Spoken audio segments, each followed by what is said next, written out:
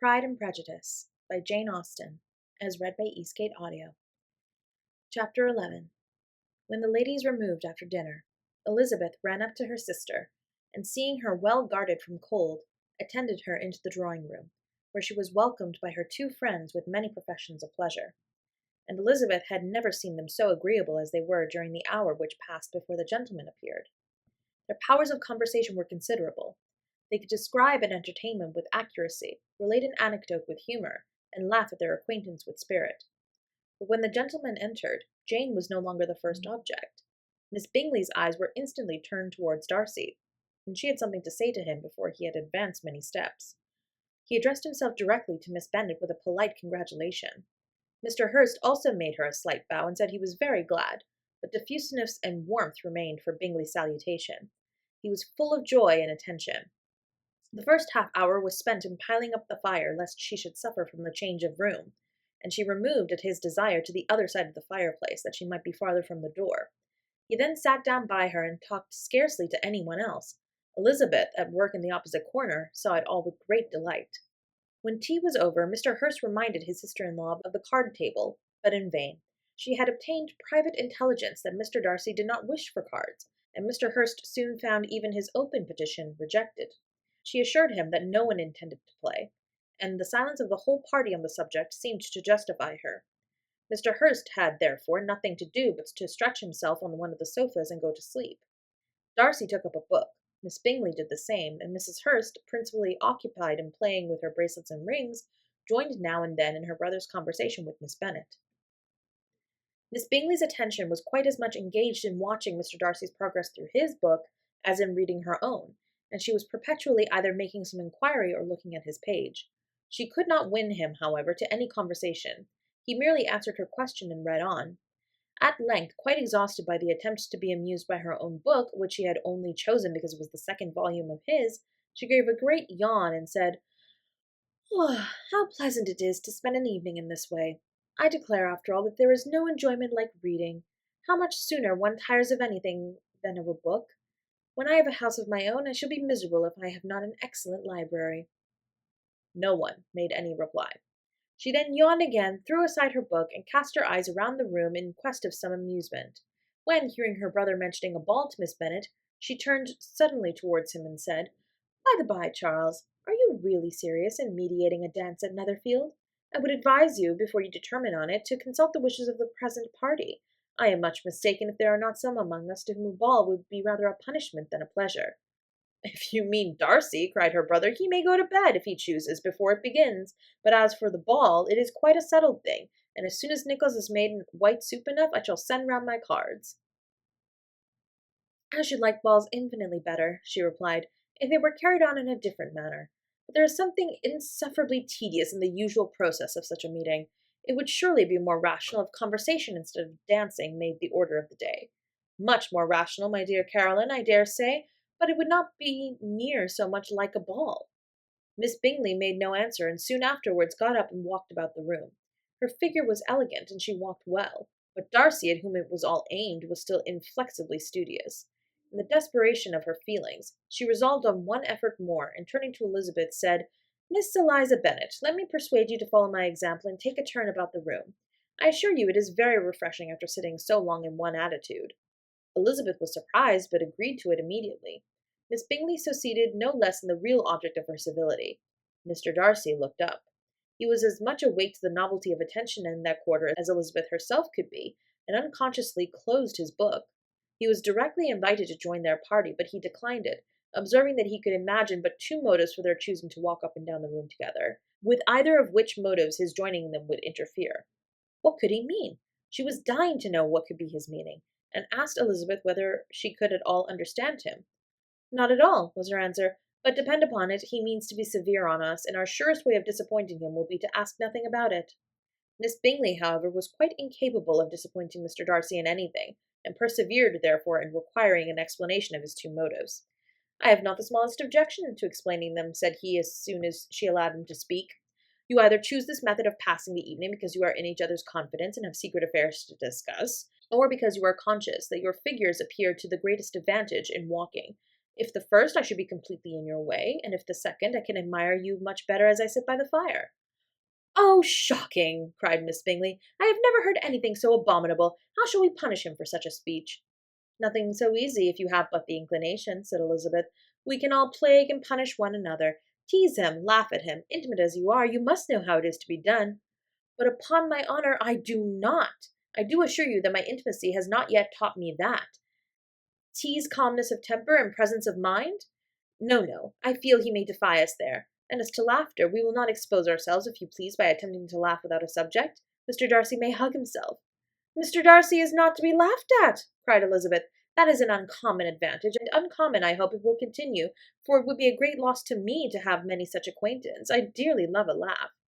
"Miss Bingley," said he, "has given me credit for more than can be. The wisest and best of men, nay, the wisest and best of their actions, may be rendered ridiculous by a person whose first object in life is a joke." "Certainly," replied Elizabeth, "there are such people, but I hope I am not one of them. I hope I never ridicule what is wise or good. Follies and nonsense, whims and inconsistencies do divert me, I own, and I laugh at them whenever I can.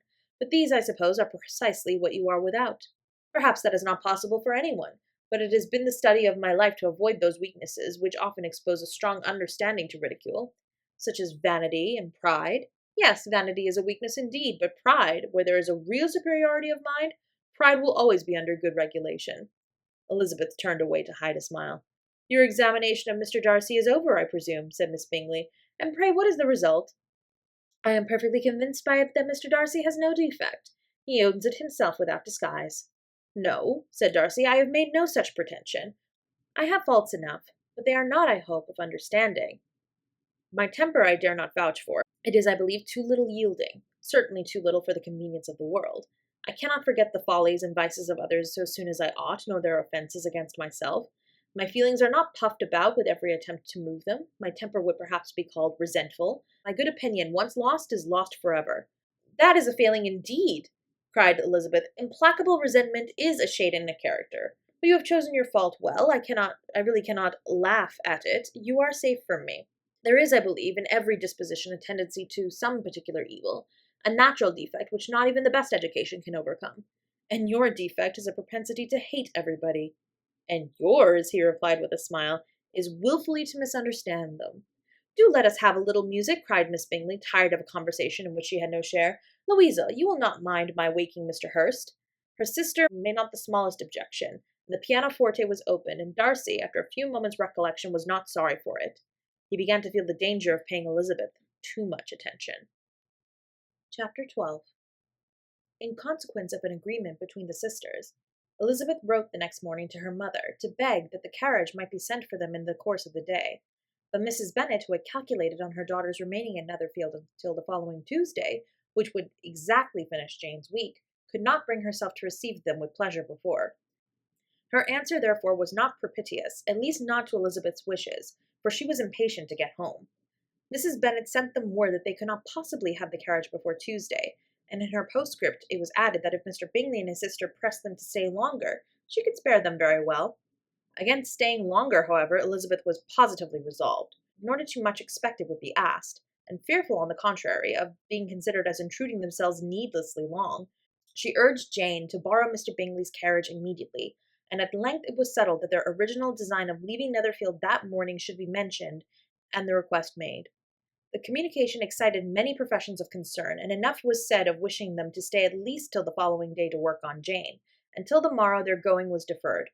Miss Bingley was then sorry that she had proposed the delay, for her jealousy and dislike of one sister much exceeded her affection for the other. The master of the house heard with real sorrow that they were to go soon, and repeatedly tried to persuade Miss Bennet that it would not be safe for her, that she was not enough recovered, but Jane was firm where she felt herself to be right. To Mr. Darcy it was welcome intelligence. Elizabeth had been at Netherfield long enough. She attracted him more than he liked, and Miss Bingley was uncivil to her and more teasing than usual to himself. He wisely resolved to be particularly careful that no sign of admiration should now escape him, nothing that could elevate her with the hope of influencing his felicity, sensible that, if such an idea had been suggested, his behaviour during the last day must have material weight in confirming or crushing it. Steady to his purpose, he scarcely spoke 10 words to her through the whole of Sunday, and though they were at one time left by themselves for half an hour, He adhered most conscientiously to his book, and would not even look at her. On Sunday, after morning service, the separation, so agreeable to almost all, took place. Miss Bingley's civility to Elizabeth increased at last very rapidly, as well as her affection for Jane, and when they parted, after assuring the latter of the pleasure it would always give her to see her either at Longbourn or Netherfield, and embracing her most tenderly, she even shook hands with the former. Elizabeth took leave of the whole party in the liveliest of spirits. They were not welcomed home very cordially by their mother. Mrs. Bennet wondered at their coming, and thought them very wrong to give so much trouble, and was sure Jane would have caught cold again. But their father, though very laconic in his expressions of pleasure, was really glad to see them. He had felt their importance in their family circle. The evening conversation, when they were all assembled, had lost much of its animation, and almost all its sense, by the absence of Jane and Elizabeth. They found Mary, as usual, deep in the study of thorough base and human nature, and had some new extracts to admire and some new observations of threadbare morality to listen to.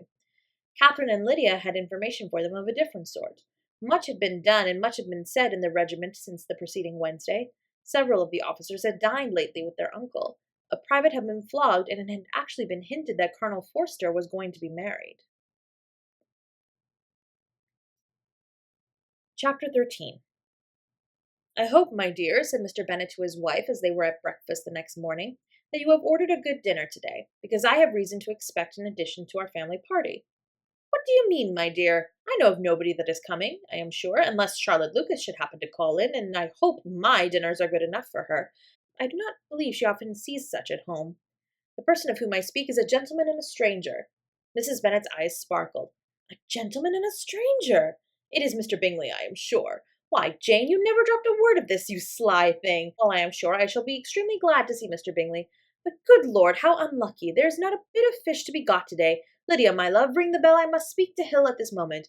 "It is not Bingley," said her husband. "It is a person whom I never saw in the whole course of my life." This roused a general astonishment, and he had the pleasure of being eagerly questioned by his wife and 5 daughters at once.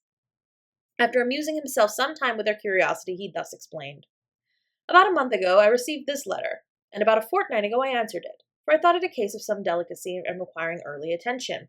It is from my cousin, Mr. Collins, who, when I am dead, may turn you all out of this house as soon as he pleases." "Oh, my dear," cried his wife, "I cannot bear to hear that mentioned. Pray do not talk of that odious man. I do think it is the hardest thing in the world that your estate should be entailed away from your own children, and I am sure, if I had been you, I should have tried long ago to do something or other about it." Jane and Elizabeth attempted to explain to her the nature of an entail. They had often attempted it before, but it was a subject on which Mrs. Bennet was beyond the reach of reason, and she continued to rail bitterly against the cruelty of settling an estate away from a family of 5 daughters in favor of a man whom nobody cared anything about. "It is certainly a most iniquitous affair," said Mr. Bennet, "and nothing can clear Mr. Collins from the guilt of inheriting Longbourn. But if you listen to his letter, you may perhaps be a little softened by his manner of expressing himself." "No, that I am sure I shall not, and I think it very impertinent of him to write to you at all, and very hypocritical.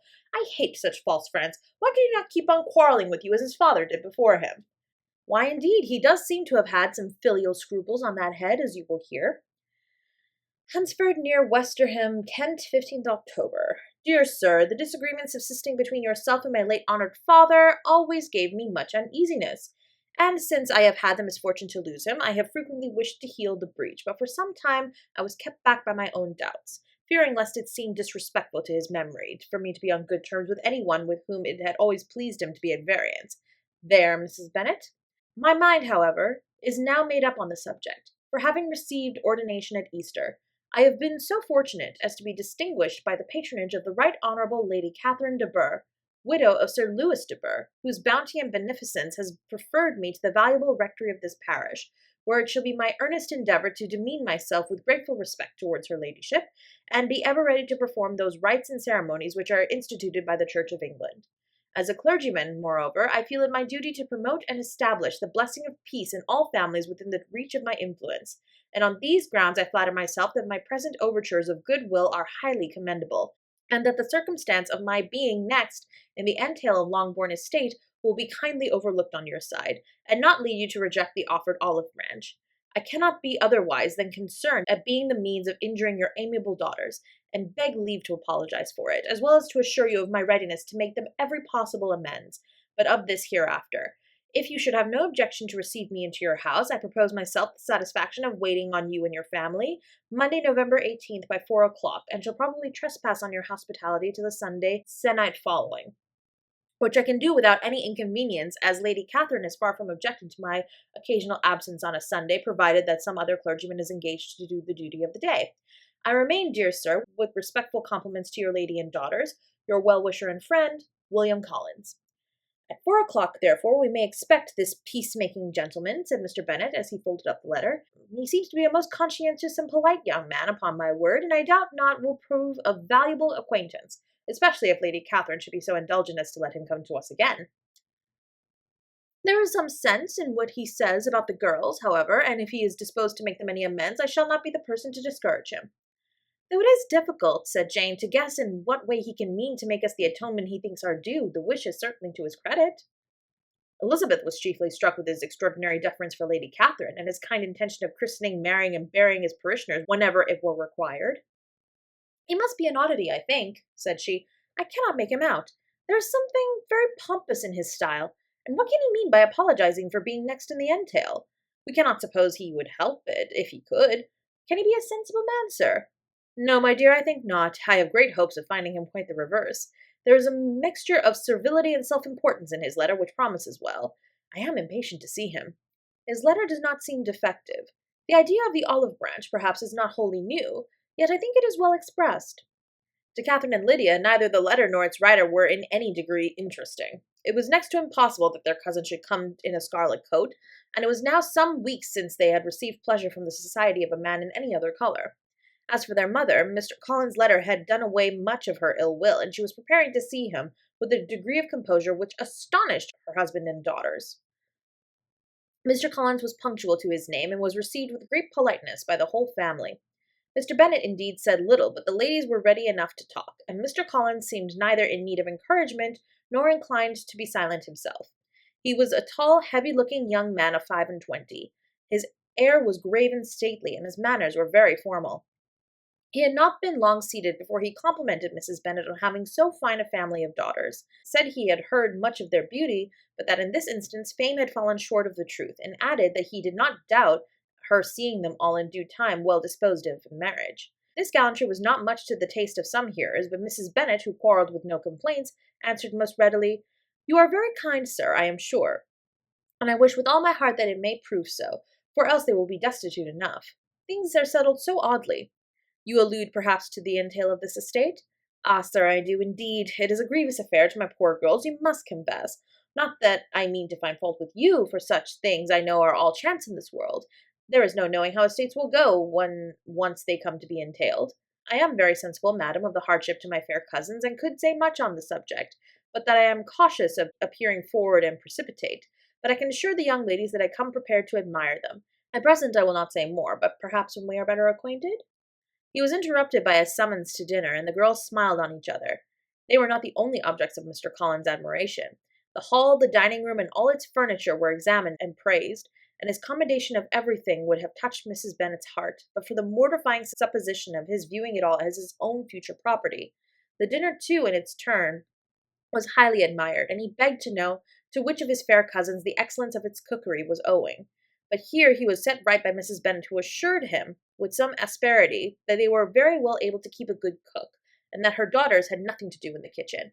He begged pardon for having displeased her. In a softened tone she declared herself not at all offended, but he continued to apologize for about a quarter of an hour. Chapter 14. During dinner, Mr. Bennet hardly spoke at all, but when the servants were withdrawn, he thought it time to have some conversation with his guest, and therefore started a subject in which he expected him to shine, by observing that he seemed very fortunate in his patroness. Lady Catherine de Bourgh's attention to his wishes and consideration for his comfort appeared very remarkable. Mr. Bennet could not have chosen better. Mr. Collins was eloquent in her praise.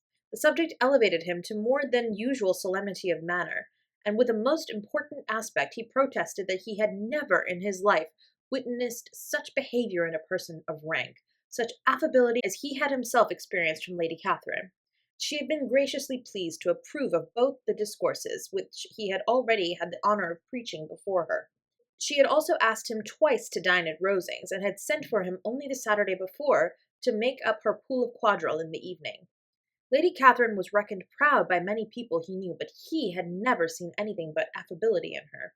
She had always spoken to him as she would do to any other gentleman.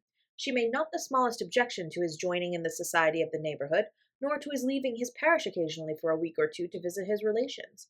She had even condescended to advise him to marry as soon as he could, provided he chose with discretion, and had once paid him a visit in his humble parsonage, where she had perfectly approved all the alterations he had been making, and had even vouchsafed to suggest some herself, some shelves in the closet upstairs.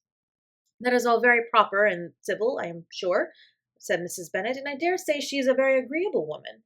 It is a pity that great ladies in general are not more like her. Does she live near you, sir? The garden in which stands my humble abode is separated only by a lane from Rosings Park, her ladyship's residence. I think you said she was a widow, sir. Has she any family?" "She has only one daughter, the heiress of Rosings, and of a very extensive property." "Ah!" cried Mrs. Bennet, shaking her head, "then she is better off than many girls. And what sort of young lady is she? Is she handsome?" "She is a most charming young lady, indeed. Lady Catherine herself says that, in one point of true beauty, Miss de Bourgh is far superior to the handsomest of her sex, because there is that in her features which marks the young woman of distinguished birth. She is unfortunately of a sickly constitution, which has prevented her from making that progress in many accomplishments which she could not otherwise have failed of, as I am informed by the lady who superintended her education and who still resides with them. But she is perfectly amiable, and often condescends to drive by my humble abode in her little phaeton and ponies." "Has she been presented? I do not remember her name among the ladies at court." "Her indifferent state of health unhappily prevents her being in town, and by that means, as I told Lady Catherine myself one day, has deprived the British court of its brightest ornament. Her ladyship seemed pleased with the idea, and you may imagine that I am happy on every occasion to offer those little delicate compliments which are always acceptable to ladies.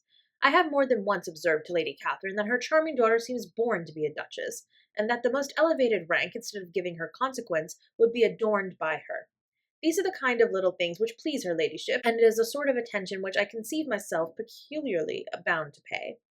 "You judge very properly," said Mr. Bennet, "and it is happy for you that you possess the talent of flattering with delicacy. May I ask whether these pleasing attentions proceed from the impulse of the moment, or are they the result of previous study?" "They arise chiefly from what is passing at the time, and though I sometimes amuse myself with suggesting and arranging such little elegant compliments as may be adapted to ordinary occasions, I always wish to give them as unstudied an air as possible." Mr. Bennet's expectations were fully answered. His cousin was as absurd as he had hoped, and he listened to him with the keenest enjoyment, maintaining at the same time the most resolute composure of countenance, and, except in an occasional glance at Elizabeth, requiring no partner in his pleasure. By tea time, however, the dose had been enough, and Mr. Bennet was glad to take his guest into the drawing room again, and when tea was over, glad to invite him to read aloud to the ladies. Mr. Collins readily assented, and a book was produced, but on beholding it, for everything announced it to be from a circulating library, he started back, and begging pardon, protested that he never read novels. Kitty stared at him, and Lydia exclaimed. Other books were produced, and after some deliberation, he chose Fordyce's Sermons.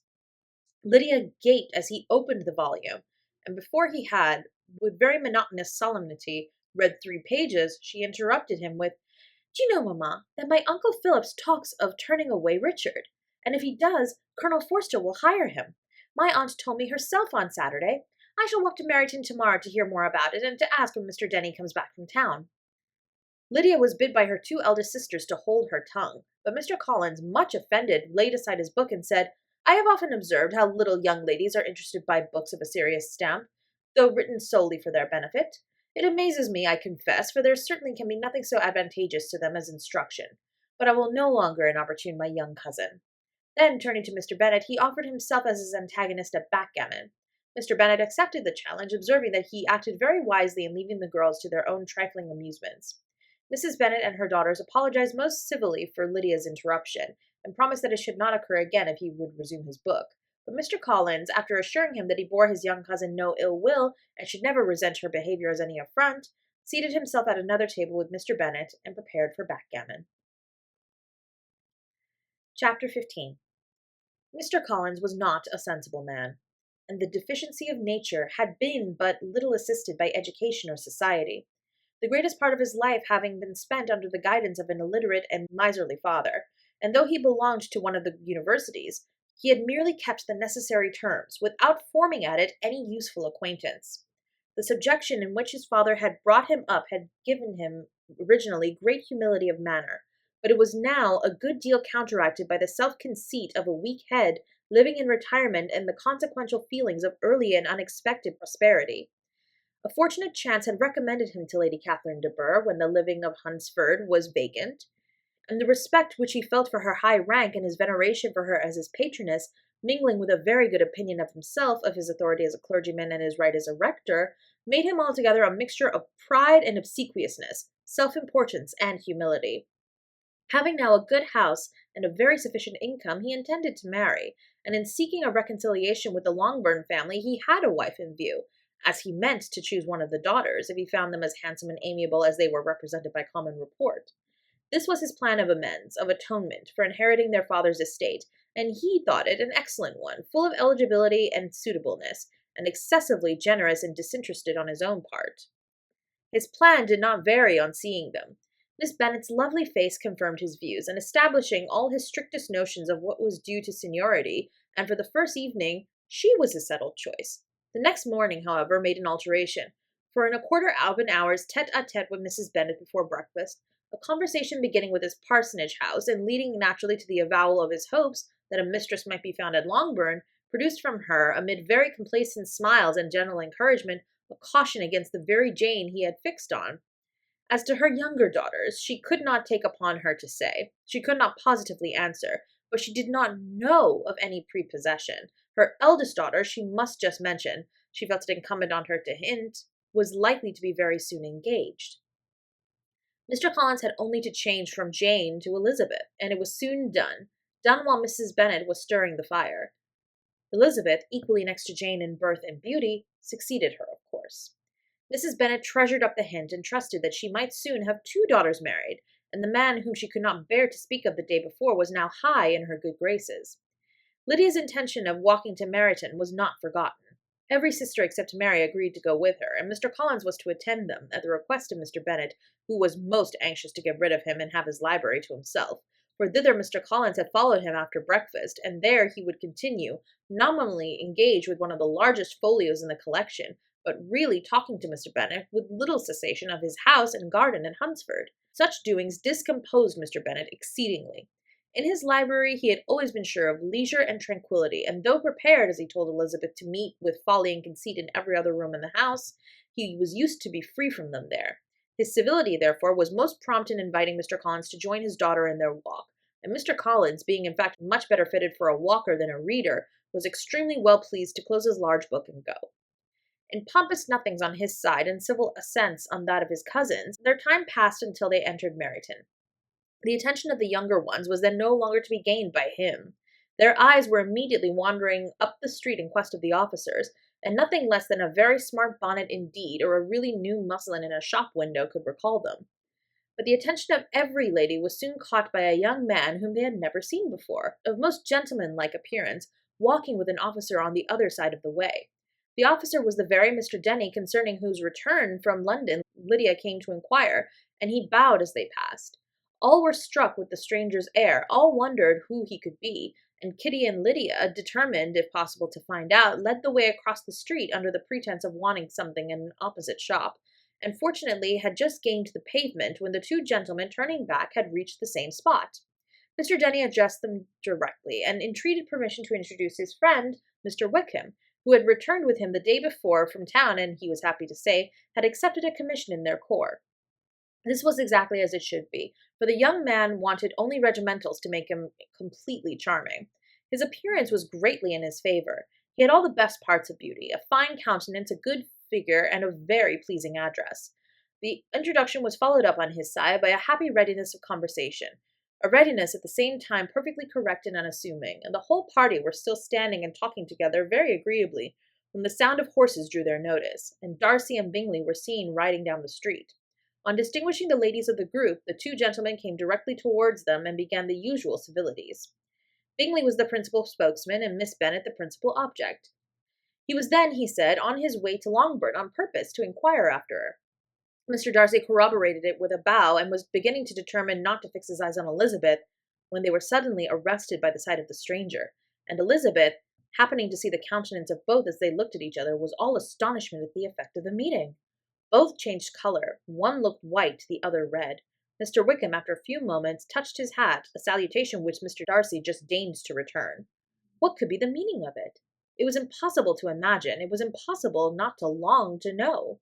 In another minute, Mr. Bingley, but without seeming to have noticed what passed, took leave and rode on with his friend. Mr. Denny and Mr. Wickham walked with the young ladies to the door of Mr. Phillips's house, and then made their bows in spite of Miss Lydia's pressing entreaties that they would come in, and even in spite of Mrs. Phillips throwing up the parlor window and loudly seconding the invitation.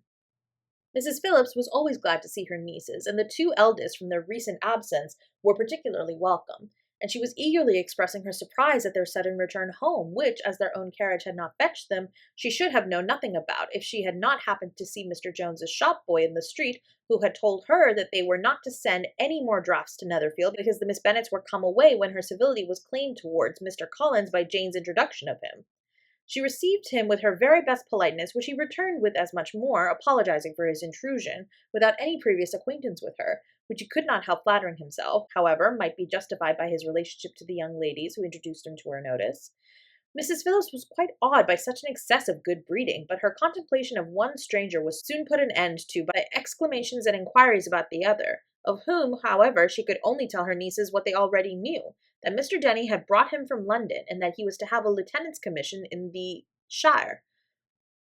She had been watching him the last hour, she said, as he walked up and down the street, and had Mr. Wickham appeared, Kitty and Lydia would certainly have continued the occupation. But luckily no one passed the windows now except a few of the officers who, in comparison with the stranger, were become stupid, disagreeable fellows. Some of them were to dine with the Phillipses the next day, and their aunt promised to make her husband call on Mr. Wickham and give him an invitation also, if the family from Longbourn would come in the evening. This was agreed to, and Mrs. Phillips protested that they would have a nice, comfortable, noisy game of lottery tickets, and a little bit of hot supper afterwards. The prospect of such delights was very cheering, and they parted in mutual good spirits. Mr. Collins repeated his apologies in quitting the room, and was assured with unwearying civility that they were perfectly needless. As they walked home, Elizabeth related to Jane what she had seen pass between the two gentlemen, but though Jane would have defended either or both had they appeared to be wrong, she could no more explain such behavior than her sister. Mr. Collins, on his return, highly gratified Mrs. Bennet by admiring Mrs. Phillips's manners and politeness. He protested that, except Lady Catherine and her daughter, he had never seen a more elegant woman, for she had not only received him with the utmost civility, but had even pointedly included him in her invitation for the next evening, though utterly unknown to her before. Something, he supposed, might be attributed to his connection with them, but he had never met with so much attention in the whole course of his life.